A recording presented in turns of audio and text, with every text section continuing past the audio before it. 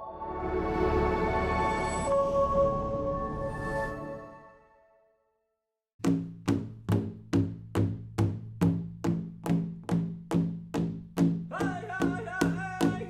we begin today, I want to acknowledge that I am located in Lloydminster on the border of Alberta and Saskatchewan in the heart of Treaty 6 territory.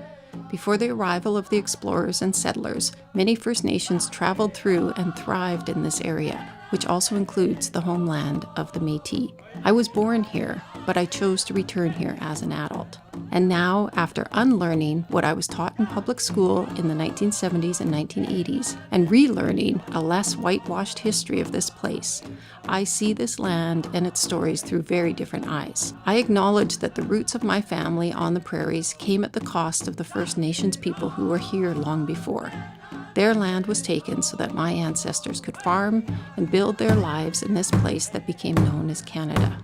I cannot change the past, but I can try to move forward in a good way by sharing what I've learned about the Indigenous peoples whose teachings are so intricately tied to this land and all it encompasses. This episode unfolds like one of our typical phone calls. We start with a topic, move on to several other topics, and eventually go back to where we began. Some of Mr. Fine Day's early lessons to me were to listen with intent, to understand the power of stories, to avoid distractions, and to know that I am worthy.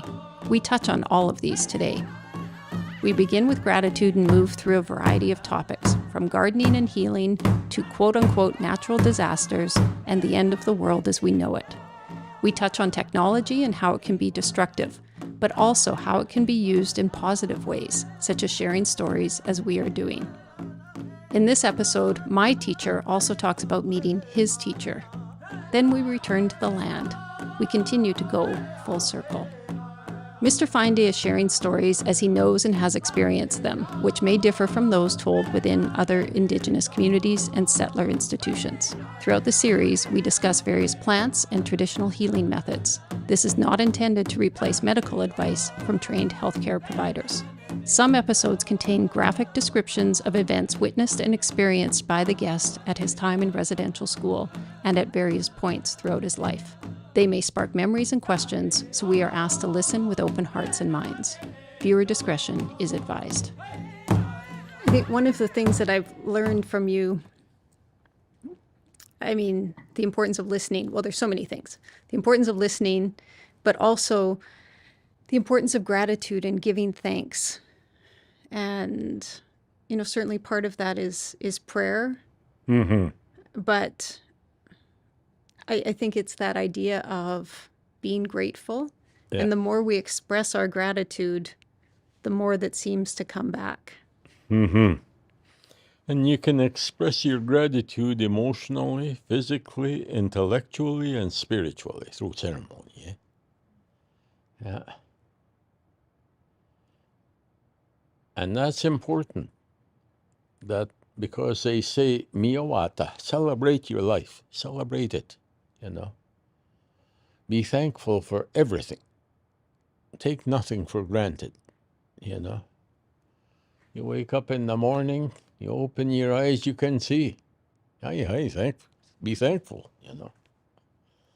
You can get up, be thankful. Yeah, your family is healthy and well, Give thanks. Even if it is simply to say hi. Creator and spirits will know you're giving thanks. And sometimes you can have little feasts. Take berries, take tobacco, take soup out into the environment. Say, come and eat pimitsok. You look after me, I try to look after you too. I nurture you. Yeah. And, often, in feasts, for instance, they bring big pots of soup. And that's well and fine if you're going to feed huge numbers of people. But if it's just a private ceremony, really not private in any way, but if it's a ceremony that you're doing for yourself, even just a tiny little pot of soup with berries and meat, you know, just to go and give them some of that, and then have some with yourself that you're sharing with them, celebrating your life with them and being thankful. But that is a critical part of the human experience, is to understand that you are dependent on everything else to survive. And Creator made everything that you require to survive. Now you have to get your mind in gear and travel. Look around, smell, touch, taste, feel, sit by, sleep under, climb up, but interact with your environment, you know. Yeah. And don't be ashamed about it. Just celebrate it, you know. So many people that are so embarrassed to talk to plants, and yet they go around yelling all kinds of profanities at thinking that, you know, well, nobody hears anyway. Everybody hears. And they know where that's coming from, and they know what to send your direction, you know. Maybe you need to slow down, you know. And sometimes when you have a destiny, which is your spiritual duty to fulfill, your the ceremonial component of that, if you keep running from that, even though you know it, but you think you'll get to it later, they may not give you a later.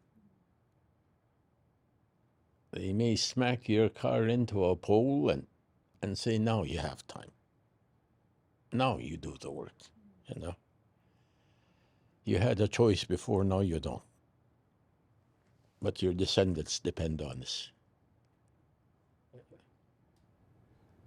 That's a message probably lots of people need to hear. Yeah. Yeah. And then they won't be calling them natural disasters. Because, you know, emotions have energy, spirit has energy, thoughts have energy, and the body has energy. And all of those, the energy goes through processes, you know. Your emotional energy, I mean, let yourself feel the highs and let yourself, dive into the lows, you know, and become familiar with who you are emotionally. And know what it will not kill you, it will make you strong to become knowledgeable about that component. In the same way that, you know, exercise your body, walk, run, swim, travel. And remember where you've been. Remember where you are. And don't ever forget to imagine where you want to end up. Because those are it's like the energy that will get you to where you want to be. They will propel you. It's not, you know, you can think whatever you want because it doesn't matter. You can say whatever you want because it doesn't matter. Everything matters. What you think, what you say, what you do. Yes, what you think. And we live in a world so full of distractions, right? Our phones and technology and television and food and alcohol and drugs and... And I think, you know, the biggest difference between now and the past is now that many of our distractions have become mechanical without soul. We used to have horses and dogs and pet skunks and, but they all came from the earth. Yeah. Now we have machines. And to the point where, people start giving their machines Christian names.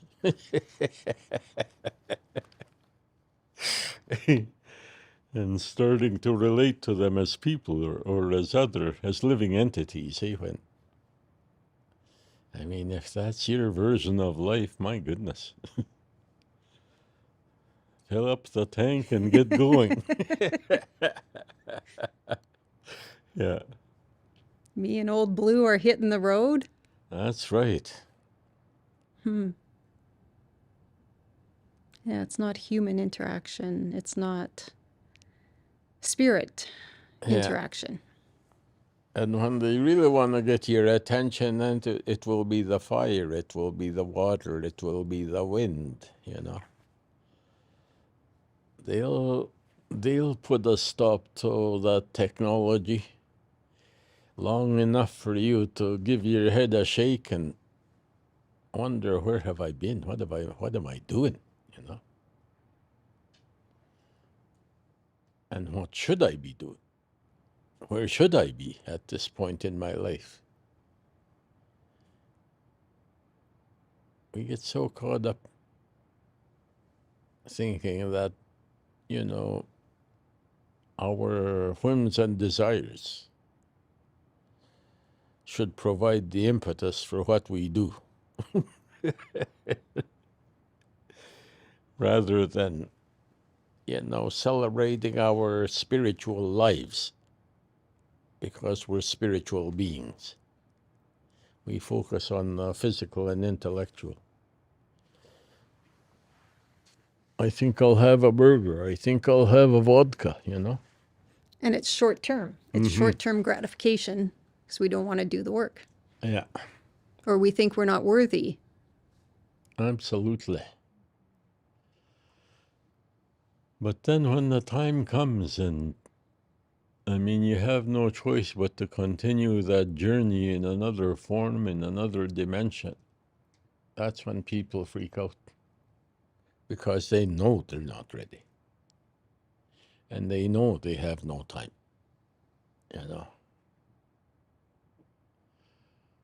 to become ready.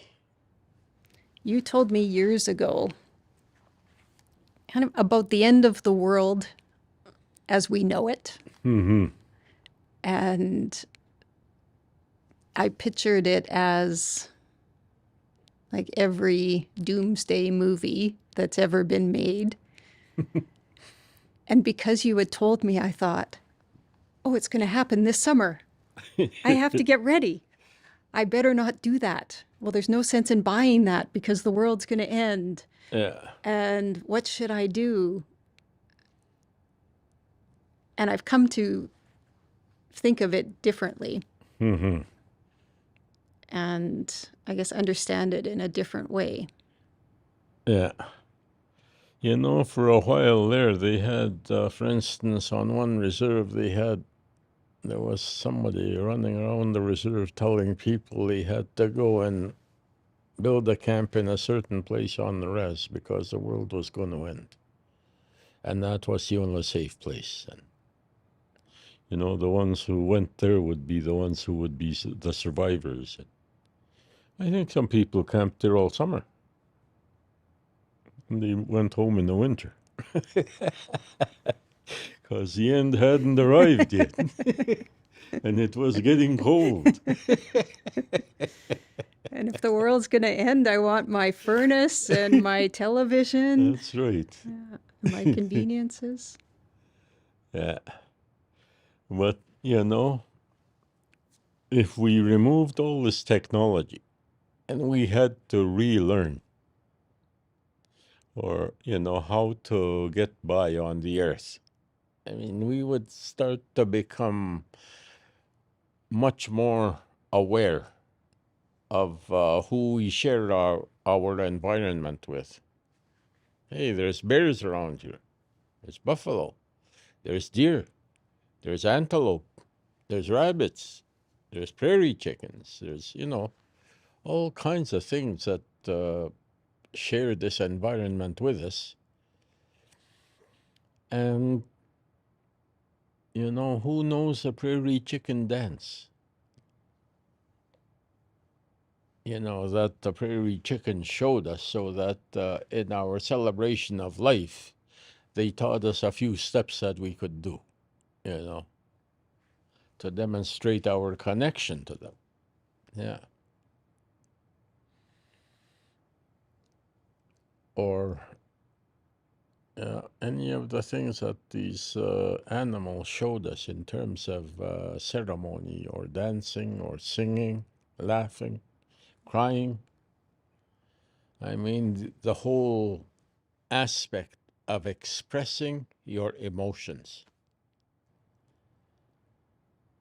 It's not a luxury. It's a necessity. Well, we've talked about gardening Mm-hmm. a lot over the last few years and that sustainability of growing our own food. Absolutely. That is becoming such a critical part of survival, is learning how things grow so that you can assist in nurturing the things that will continue to bring life to you. And, it's as simple as go and pick a berry off a tree.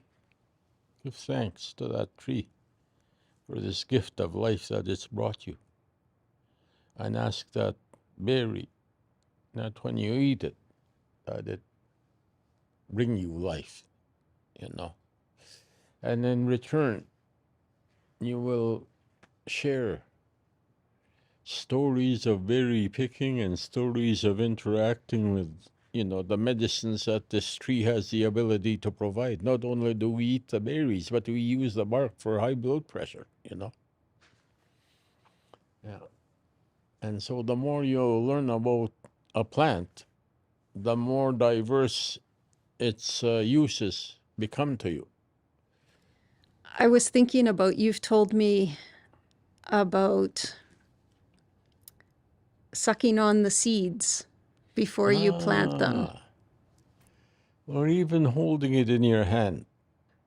But to put it in your mouth is an even more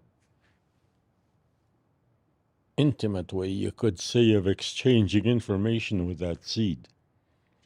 Because what you're doing when you put a seed in your mouth, or you hold it in your hand, you're exchanging information. It is accessing your physical body and what condition you're in.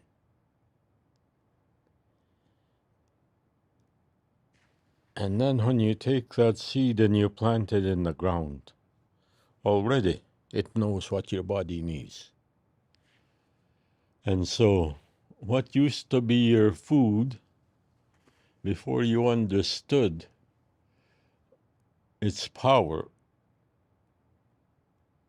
it will become your medicine that will heal the afflictions that are caused by your lack of using this medicine.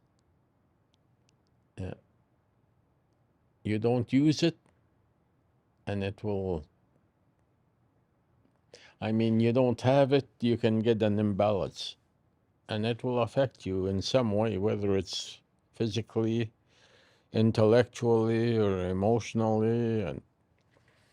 But that's happened to so many women, and they're being judged by men, you see.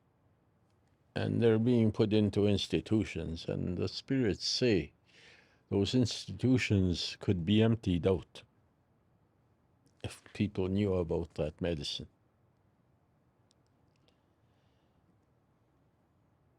And, one woman I was telling that to after I didn't show her the plant, I just gave her the drink. She said, well, why don't you tell everybody about this?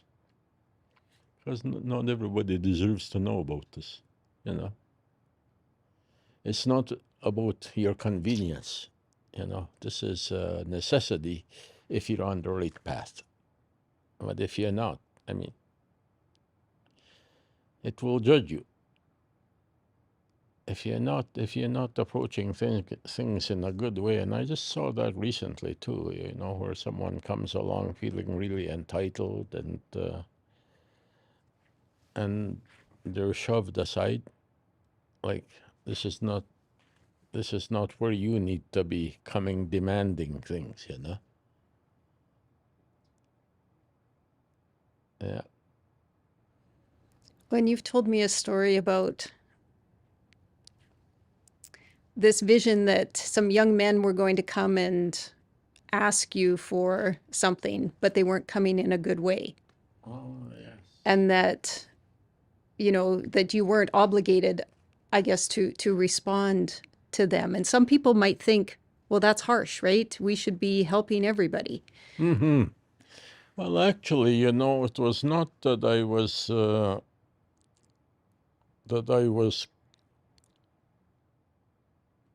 told not to respond or told to not help them. I mean, you know, I was told in a ceremony that I would be meeting 5 young men the day after the ceremony. That they would be coming to my house and they would be bringing blankets and tobacco, cloth, and money. All of the protocols would be followed. And they would approach. But the Spirit said to me, don't accept their offering. Don't accept their tobacco. And I was wondering why. I mean, if they've been guided to my door, why shouldn't I accept it? I mean, otherwise, why weren't they blocked? And the Spirit said to me, the reason that these young men are in such dire straits and in such bad physical shape is because they were in a car accident.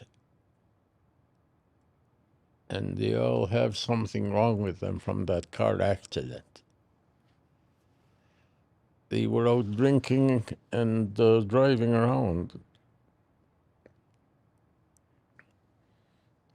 and caused that accident.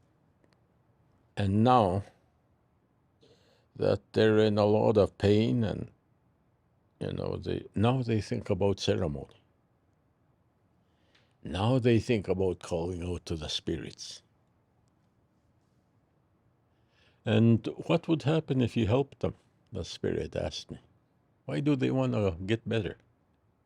What would happen if you helped them? If you helped them get better, quick, do you know where they would go? You know what they would do? They would go right back to where they were and what they had been doing to cause that accident.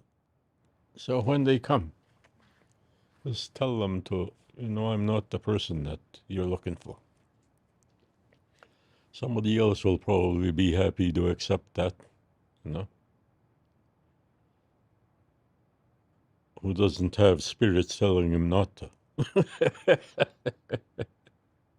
Yeah. And so that's part of being worthy. Why should we help you? For what? So you can go get drunk? You know?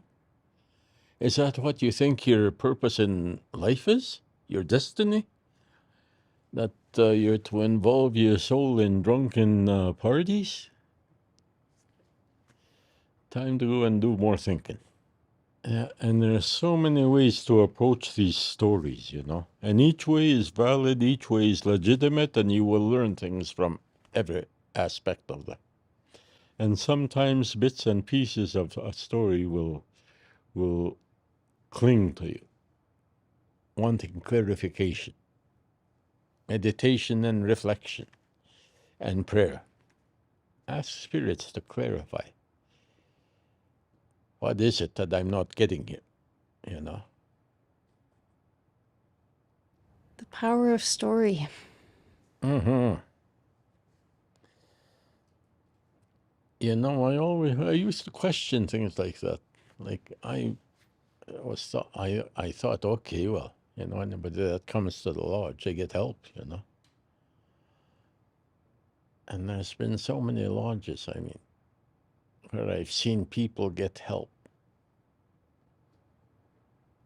And then there's been times when we've been told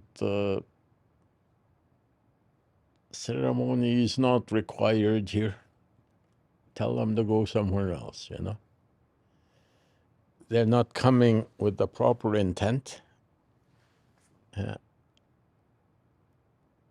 So intent has something to do with worthiness.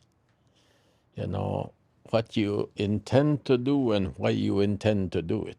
I mean, it also is connected to your past. Where have you been?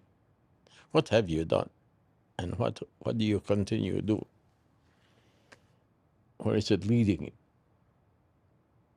All of these questions that are, you know, in our minds, but we don't ask. Because we think this is not the time, this is not the place, or I am not worthy, or who can I ask? You know, I have no teachers. That was my biggest problem, was I had no teachers when I was young.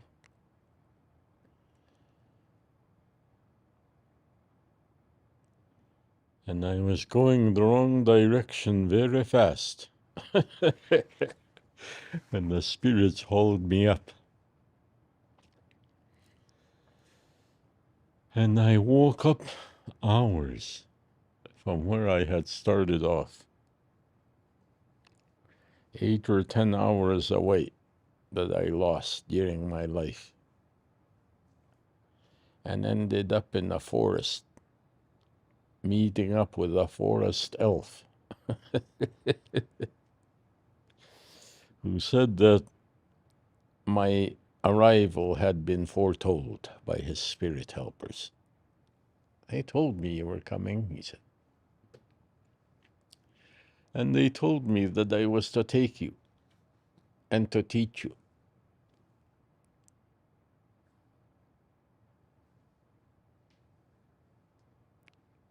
And you know, I stumbled upon this old man in a teepee in the middle of the bush.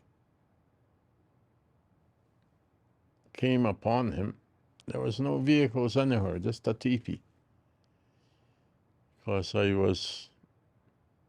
I had developed that natural part of me where I always looked around. Didn't ever want to be taken by surprise, you know. Okay, there's no vehicles here. I wonder if anybody's in that teepee, so I drove over there. And as I was pulling up close, that blanket covering the doorway flew open. And this old man looked out. And he looked at me. And then he said, "Tawao, there's room. Peter, away. Come in." And so I got out of my car and I grabbed my smokes and followed him into the teepee. And when I went into the teepee, there was a pot of tea sitting by the fire, and he had 2 brass cups, one on each side of the fire, which kind of surprised me because I hadn't seen anybody else there. Okay, he made tea for somebody. I wonder where that person is. Because that tea was still, I mean, he had obviously done that before I got there. And he said to me, "Ape, minihwe, Sit down, have a drink. So he began to tell me that the spirits had come to him and they had been telling him that I was on my way and that I would have been there much sooner, but that I was getting lost out in the bush somewhere. And I had gone to sleep in my car in the middle of a bush with a rutted road because I was too tired and I didn't know where I was.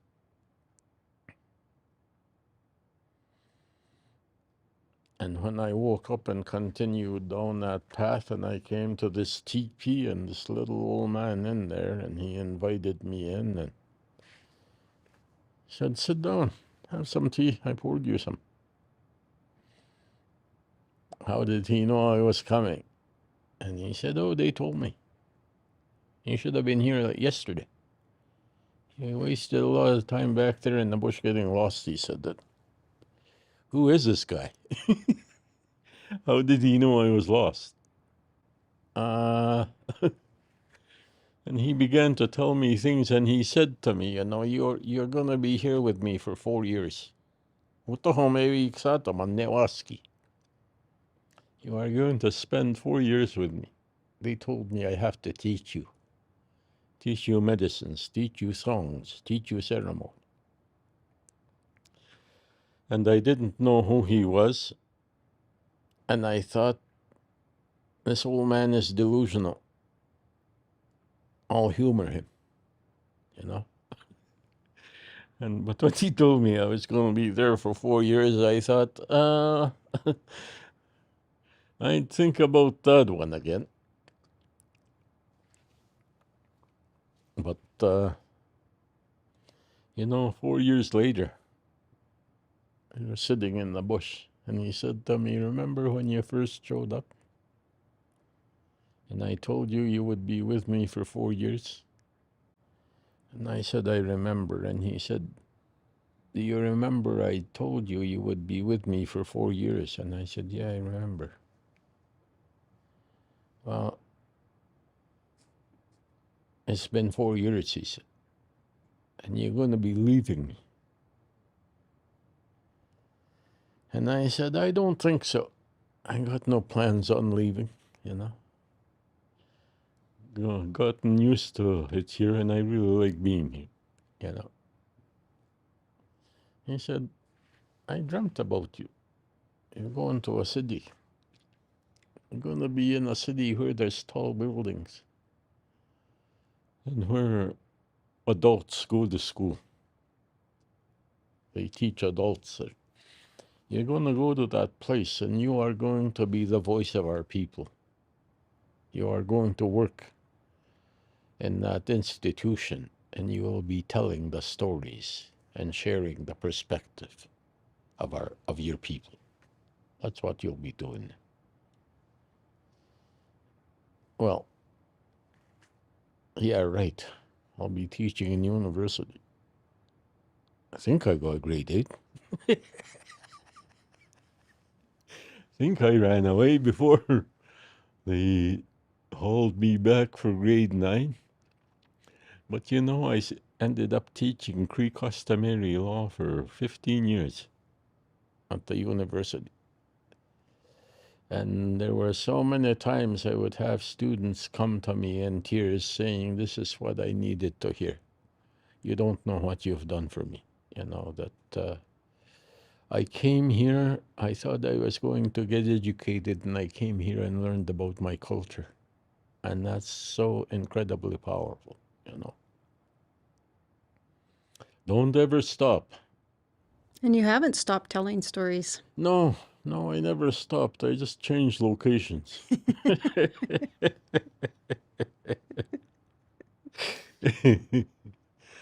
Yeah. And you found your way here to Lloydminster. Mm-hmm. I don't even know how I got here. Oh, Carol. I used to work with Carol when she was a principal in Little Pine, I have hours and hours of tapes of her elders from that community. They used to, I mean, they were really invested in the school, and they would have lunches at the school that the community would come for, and then there would be, teaching sessions in the afternoon for the adults while the kids went back to their classrooms, and it was quite a powerful thing. And I still have all those tapes.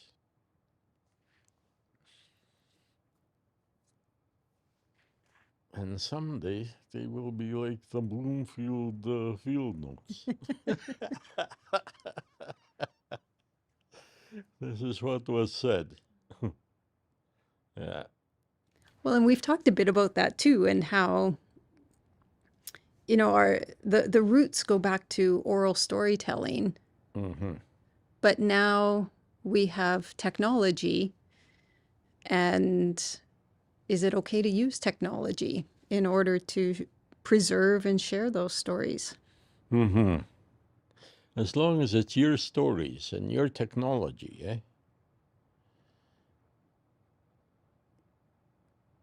But, for us, people had the ability to write, and they had books. They came and got our stories, and they took them away and, put them into places. Well, along I come. I know these stories. I've heard these stories. I've grown up with these stories. And then I hear there's field notes, because I know that what ended up being published was not,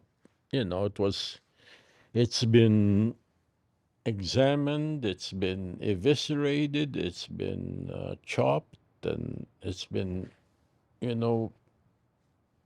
just totally destroyed.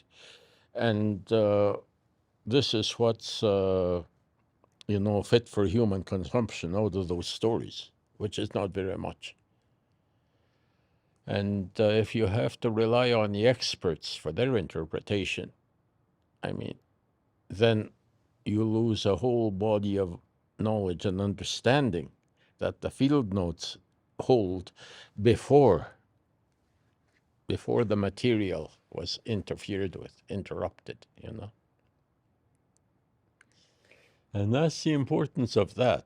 And so, like this, I want these stories to be available.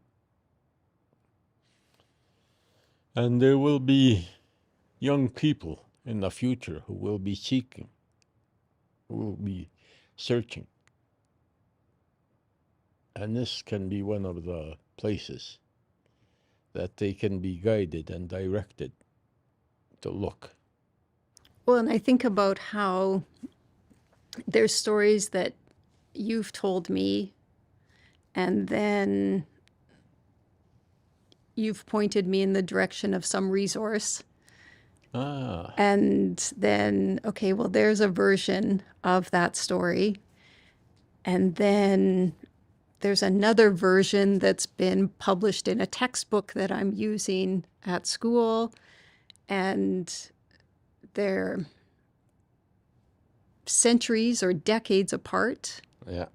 And yet there's continuity in those stories from different people, from different times and different places. And so they've survived in all sorts of different ways. Mm-hmm. And yet, for instance, at the university, some student was telling me, well, there's a creation story told by Smith Atemoyo. And there's another creation story told by someone else. Which one of those is the right one? Which one of those is the correct one?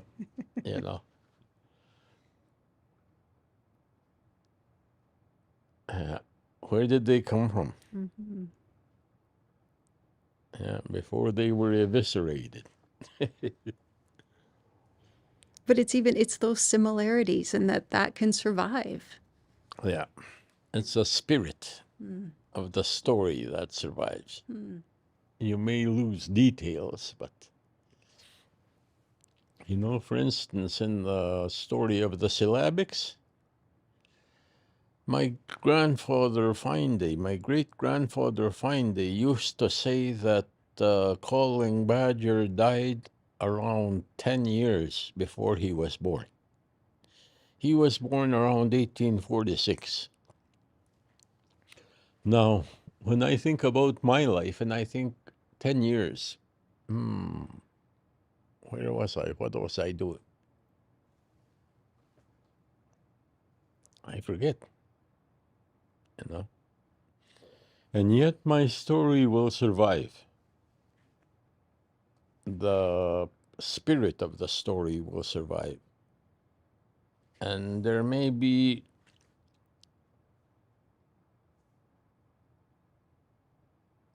slight changes in the way that it's told, or a person will tell it in their own fashion. I mean, that's just natural. And, not everybody will tell it the same way that I do, because they don't have the connection that I do with it, the familiarity. Yeah. Some people, you say sacred stories, that oh, we're getting serious here. I better look like I'm paying attention. And yet, I mean, you learn a lot from it, whether you're in distress or you're happy, celebrating. Always some part of it will come and cling to you. You need me right now. Yeah. Well, and that's where I learned that listening was important. Mm-hmm. And it's not just listening with your ears, but with an open mind and an open heart. But also that idea of asking a direct question, you're not going to get a direct answer. You'll get a story. Yeah, that's right. And it's often, I mean, people, especially among children, will say, be quiet, don't interrupt, don't interfere, Don't be trying to make yourself the center of attention by asking questions, because you'll lose the spirit of the story. Or whoever is telling it will simply walk away because you are unable to listen. And it's a waste of time to try and tell you something, So, yeah. And that's so contrary to my Western education, right? Where, pick me, I know the answer. Let me talk. Yeah. Yeah. Where, for instance, we were told to sit still, be quiet, don't interrupt, don't interfere. And we go into school and we do that. And all of a sudden, the teacher is writing, doesn't interact, doesn't get involved, and, distant. And part of the journey is about now to take these. And what is a story that we want to pass on? What do people need to hear? They need to hear many things. But, we need to provide them with an anchor, with a place to grab onto, so they can sit and listen. And that's the power of sound we use. We throw out sound. Cheskwa, wait. Pitamanit ohta. Sit and listen for a while. It will help you on your journey. And I've told you about, ceremonies and how, for instance, Metewo is the highest level of medicine society. Well, one of my children is a member.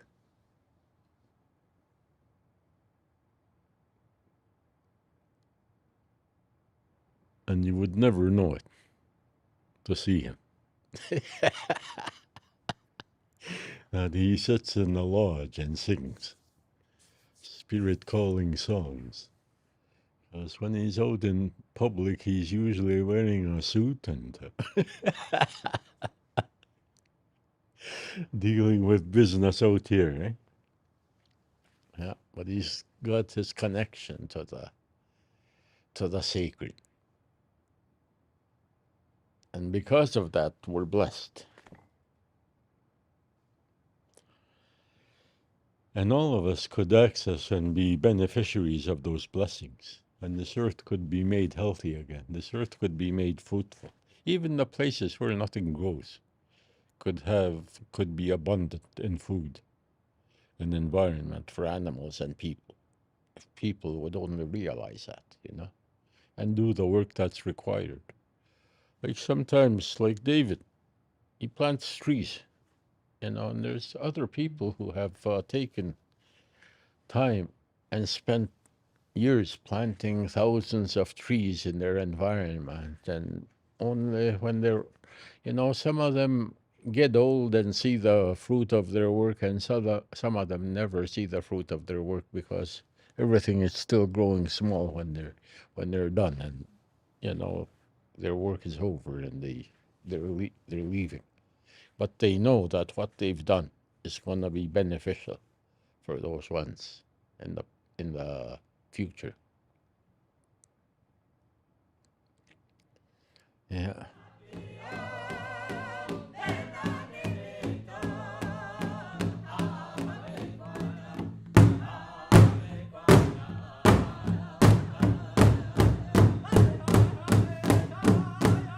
Thank you for joining us. We look forward to continuing these conversations. Thank you to Mr. Fine for his time and stories. Special thanks to the Lloydminster Public School Division Prairie Thunder Boys Drum Group for providing the music for our podcast. We also want to acknowledge Lakeland College for the use of space and equipment, as well as TELUS STORYHIVE for their support.